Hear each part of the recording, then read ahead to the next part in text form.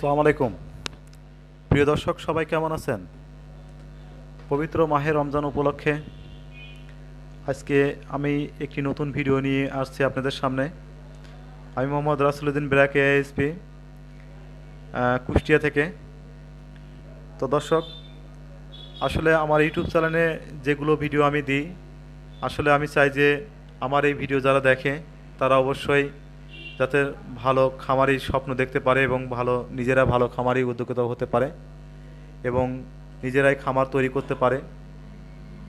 আর বিভিন্ন খামারি কিভাবে তৈরি করবে এবং কোন গরুগুলো তারা কিনবে এবং কোন গরু আসলে তারা কিভাবে গরুকে লালন পালন করবে এবং প্লাস গরুকে আসলে কোন গরুর মধ্যে কোন সিমেন্স দিবেন এবং কিভাবে ডেলিভারি করবেন, আনুষঙ্গিক বিষয়ে সমস্ত কিছু তথ্য আসলে আমি আমার এই খামারি গল্পেতে আসলে নিয়ে আসার চেষ্টা করি আপনাদের জন্য।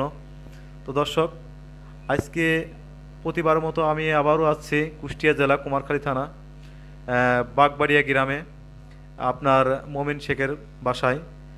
আসলে আজকের ভিডিওর মূল উদ্দেশ্য হচ্ছে দেশীয় গরুর মধ্য থেকে আসলে ফ্রিজিয়ান গরু তৈরি করা আসলে কি সম্ভব। তো দর্শক, আজকের ভিডিওর মাধ্যমে আমি আপনাদেরকে দেখাবো আসলে কিভাবে আপনার দেশীয় গরুর মধ্যে থেকে অরিজিনাল ফ্রিজিয়ান বাচ্চা পেতে পারেন। তো দর্শক, আমি আসলে এই যে গাভীটা দেখতে পাচ্ছেন, এই গাভীটা আসলে একটি দেশীয় গরুর মধ্যে আমি দিয়েছিলাম আমার ব্র্যাকের সিমেন্স 100% সিমেন্স।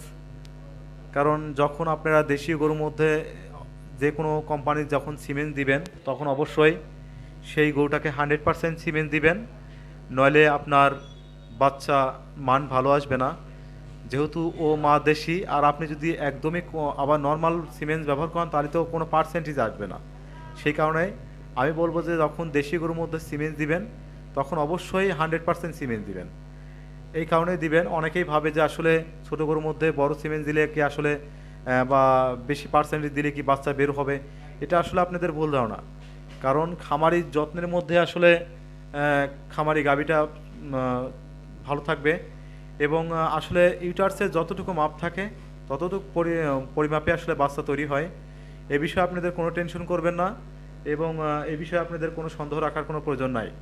আপনাদের যত ছোট গাভী হবে এবং আপনারা শুধু গাভীটাকে পরিচর্যা ভালো করে রাখবেন এবং সুন্দর সুষম খাদ্য দেবেন এবং গর্ভ অবস্থায় অবশ্যই তার সঠিক পরিচর্যা করবেন। তো আপনার টেনশনের কোনো কারণ নেই এবং দুধটা আসলে খামারি সম্পূর্ণ গাভীকে ক্ষয় কিনা তার উপর ভিত্তি করে অবশ্যই আপনার দেশি গরুর মধ্যে 100% সিমেন্ট দেবেন। তাহলে আমাদের দেশীয় আবহাওয়ার সাথে এই বাচ্চাটা ভালো খাপ খাবে এবং বাচ্চাটা সুন্দরভাবে তৈরি হবে এবং আমাদের দেশীয় গাভীর মধ্য থেকে আসলে আমরা ভালো বাচ্চা আশা করতে পারবো। তো দর্শক, আপনারা দেখতেই পাচ্ছেন স্ক্রিনের সামনে যে আসলে যে গাভীটা আপনারা দেখতে পাচ্ছেন খামারি নিয়ে দাঁড়িয়ে আছে, এই গাভীটা আসলে আমি দেশি গরুর মধ্যে দিয়েছিলাম। আসলে এই গাভীটার দুধের এভারেজ আসছে হচ্ছে আপনার 10 কেজি সর্বোচ্চ। তো দর্শক, আসলে যে একটা দেশীয় গাভীর মধ্য থেকে বাচ্চা নিয়ে সেইটা আসলে 10 কেজি প্রথম পত্তনে যদি আপনি 10 কেজি দুধের আশা করেন তা আসলে অনেক কিছু। তো দর্শক, এবং দেখেন ওর পেটে আমি কিন্তু আবার আমার ব্র্যাকের সিমেন্স ইউজ করেছিলাম 100%। তো 100% সিমেন্স দেওয়ার কারণে দেখেন ওর মা ছিল দেশীয়, তার মধ্য থেকে ও করস আছে। তার মধ্য থেকে আমি কিন্তু স্ক্রিনের সামনে আপনারা যে বাচ্চাটা দেখতে পাচ্ছেন সেটা কিন্তু 100% অরিজিনাল ফ্রিজিয়ান বাচ্চা আসছে। তো দর্শক, আপনাদের আসলে ভয় পাওয়ার কোনো কারণ নেই।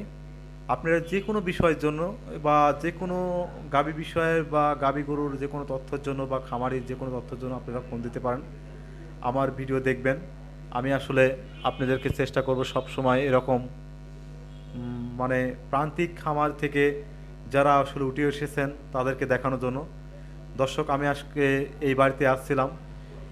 এই গাভীটা আসলে 3 মাস বাছুরের বয়স, গাভীটা হেঁটে আসছে, ওনারা আমাকে ফোন দিয়েছে। তো দর্শক, আসলে 3 মাস বয়সে গাভীটা বাচ্চার বয়স, কিন্তু গাভীটা হিটে আসছে, যার কারণে হিটটা দিতে আসে আমার মনে পড়লো যে আসলে এই গাভীটা কোথা থেকে আসছে এবং কিভাবে এই বাচ্চাটা তো ভালো বাচ্চা হয়েছে। তো এইগুলো বিষয় যাতে আপনাদের সামনে শেয়ার করি, যাতে আপনারা এই বিষয়গুলো দেখে আপনাদের আসলে এই বিষয়গুলোর মধ্যে থেকে আসলে যদি কোনো প্রকার আপনারা জ্ঞান অর্জন করতে পারেন, আমি সেই আশা নিয়ে আসলে ভিডিওটা আমার করা। তো দর্শক, আমার ভিডিও আসলে আসলে আমি ভালো এডিটিং করতে পারি না, আসলে এডিটিং করার সময়ও আমার নেই। আমার চ্যানেলে যে ভিডিওগুলো আপনারা দেখবেন অবশ্যই সেগুলো ন্যাচারাল বা প্রাকৃতিক সিস্টেমে আপনারা দেখতে পারবেন। তো দর্শক, আমি আজকে হিট দিচ্ছি আসলে, যে গাভিটা আমি হিট দিচ্ছি আসলে, এই যে বাচ্চাটা